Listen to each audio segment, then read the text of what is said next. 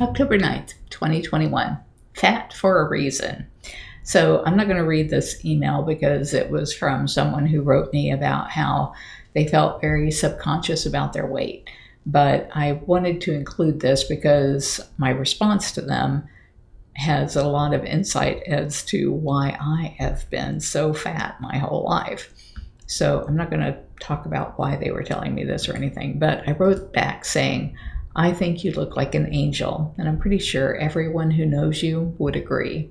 Being overweight myself for most of my life, I know what it's like to hear the things others say and have those taunts play over and over in my head. I never experienced the level of torment from a spouse that you did, though, and I can't even imagine what that pain was like. I'm glad you found something that is working for your health and would love to know more. The main reason I'm responding, though, is that I think everything, in all capitals, is the way it is because it is the way it's supposed to be. So it makes me believe that if, like you, I have tried every diet known to man and still look the way I do, there must be a reason. I eat less than 900 calories a day in a 5 to 6 hour window, and you know how active I am, and yet I've gained back 10 pounds since last year. I listened to a podcast recently about women and mental health, and the one thing the two coaches discussed was that women over 50 feel invisible because they are no longer young and beautiful. It made me wonder if my physical struggles led me to where I am right now with the imminent launch of the pilot about being an overweight 60-year-old taking on animal abusers and bringing them to justice. Will this give women our age and size a role model that makes them realize their value? I hope so.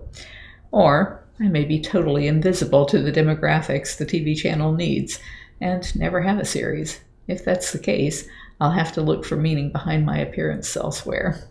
I figure I chose this in advance of stepping onto this planet. Must have had a pretty darn good reason that didn't involve famine. Why the fascination? I posted this to Facebook today, along with screenshots of the searches and the article about the case. This has bothered me for a while. Why has the media, and much of the uninformed public, insisted that I murdered Don Lewis when there is no evidence that Don was murdered? All of the evidence points to him crashing a small plane in the Gulf, and yet if you Google, quote, Don Lewis murder, unquote, there are 56,700,000 results. I believe it's the Tiger King murder, mayhem, and madness narrative driving that. But there was a spouse of a Tiger King character who actually was executed by being shot 9 times, named Maria Tabreau.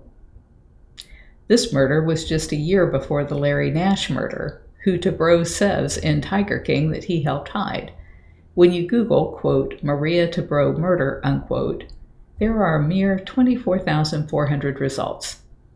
I can understand armchair detectives loving to insert themselves in cold cases, but why is Maria's actual murder of no interest to all of those who have resorted to making up lies to try and frame me for Don's disappearance? Where is her justice?